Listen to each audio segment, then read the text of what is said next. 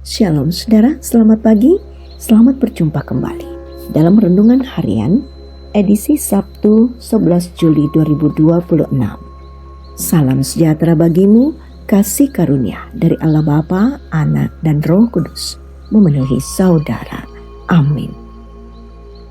Mari kita awali hari ini dengan hati yang terbuka untuk mendengar suara Tuhan melalui firman-Nya. Sebab pagi ini adalah anugerah baru yang Tuhan berikan bagi kita untuk hidup dalam kebenaran-Nya. Kita siapkan hati, jiwa raga kita, membaca dan merenungkan Amos pasal 2 ayat 6 sampai ayat 11. Sebelum membaca, mari kita berdoa. Bapa yang penuh kasih, kami sungguh menyadari bahwa firman-Mu lah yang menghidupkan dan berkuasa dalam kehidupan kami. Saat ini kami telah siap untuk mendengarkan firman-Mu. Tuhan, buka pikiran kami, agar kami dapat mengerti kebenaran yang hendak Engkau sampaikan melalui kitab Amos pasal 2 ayat 6 sampai ayat 11 ini. Roh Kudus, tuntunlah kami, agar firman ini bukan sekadar kami dengar, tetapi juga kami renungkan dan kami hidupi dalam keseharian kami. Dalam nama Tuhan Yesus Kristus, Juru Selamat kami, firman yang hidup, kami berdoa. Amin. Amos pasal 2 ayat 6 sampai ayat 11. Firman Tuhan. Hukuman atas Israel. Beginilah firman Tuhan. Karena 3 perbuatan jahat Israel, bahkan 4, aku tidak akan menarik kembali keputusanku. Mereka menjual orang benar karena uang, dan orang miskin karena sepasang kasut. Mereka menginjak-injak kepala orang lemah ke dalam debu dan menyingkirkan orang sengsara dari jalan keadilan. Anak dan ayah pergi menghampiri seorang perempuan muda sehingga melanggar kekudusan namaku. Mereka merebahkan diri di samping setiap mezbah di atas pakaian gadaian orang dan minum anggur orang-orang yang kena denda di rumah Allah mereka. Padahal dari hadapan mereka, aku telah memunahkan orang Amori yang tingginya setinggi pohon aras dan kuat seperti pohon tarbantin. Aku telah memunahkan buahnya dari atas dan akarnya dari bawah. Padahal akulah yang menuntun kamu keluar dari tanah Mesir dan memimpin kamu selama 40 tahun di padang gurun, supaya kamu menduduki negeri orang Amori. Aku telah membangkitkan dari antara anak-anakmu menjadi nabi, dan dari teruna-terunamu menjadi nasir. Bukankah begitu, hai orang Israel? Demikianlah firman Tuhan. Amin. Allah menuntut umat-Nya. Itulah tema kita saat ini. Saudara, Allah adil dalam tindakannya. Oleh karena itu, Dia menghendaki umat pilihannya juga bertindak adil terhadap sesamanya. Konteks bacaan kita hari ini ternyata berbeda dengan yang dikehendaki Allah. Bangsa Israel telah menjadi bangsa yang tidak taat kepada Allah. Mereka menindas yang miskin dan mencemari kekudusan mereka sebagai umat Allah. Dan ini membuat Allah muak. Allah kemudian menuntut umat-Nya itu. Allah sendiri yang telah berperkara atas mereka agar menjadi bangsa yang merdeka dan bukan sebagai budak bagi Mesir. Allah telah memeliharakan kehidupan mereka, baik yang miskin maupun yang kaya. Oleh sebab itu, ketika bangsa Israel menjadi penindas bagi sesamanya dengan menjual orang miskin, Allah menuntut mereka. Allah meminta pertanggungjawaban dari mereka sebagai bangsa yang telah menerima kasih karunia demi kasih karunia dari Allah.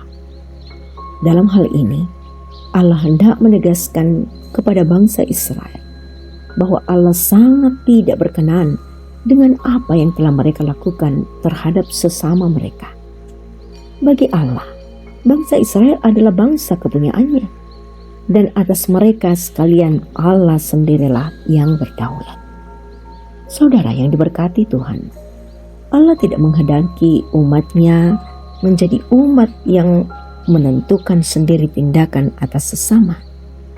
Ia menghendaki agar mereka berpaut kepadanya, mengikuti dan menuruti kehendaknya. Belajar dari pembacaan kita hari ini, saudara, marilah kita memantapkan hati untuk senantiasa bertindak adil terhadap sesama kita, selalu memiliki empati dan ketulusan dalam berelasi. Amin. Satukanlah hati kita untuk menaikkan syafaat. Tuhan, Engkau telah memberikan kami kesempatan belajar dari kebenaran firman-Mu.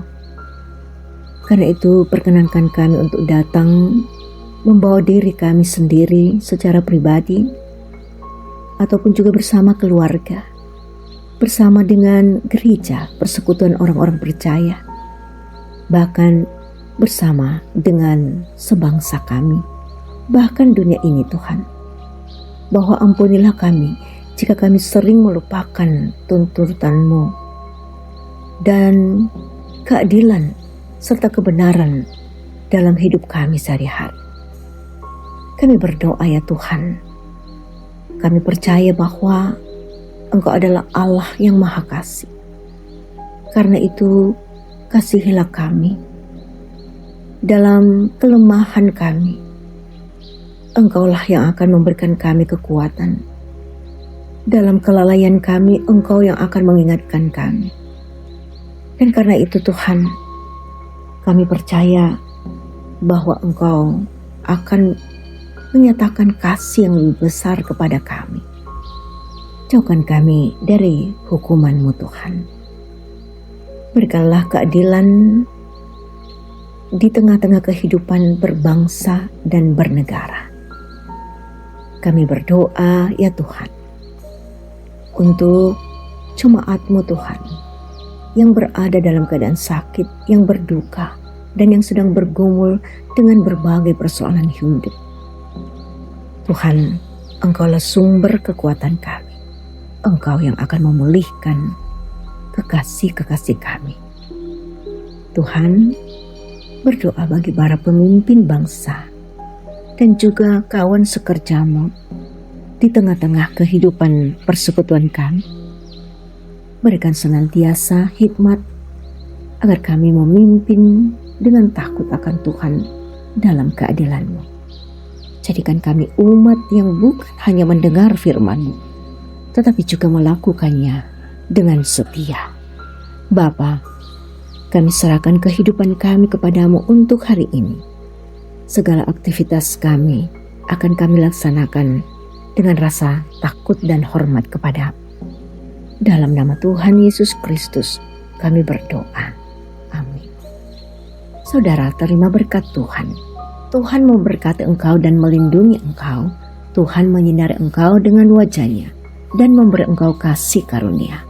Tuhan menghadapkan wajah-Nya kepadamu dan memberi engkau damai sejahtera. Amin. Saudara, mari kita melangkah keluar hari ini dengan hati yang taat, hidup yang mencerminkan keadilan dan kasih Kristus. Selamat beraktivitas, Tuhan memberkati.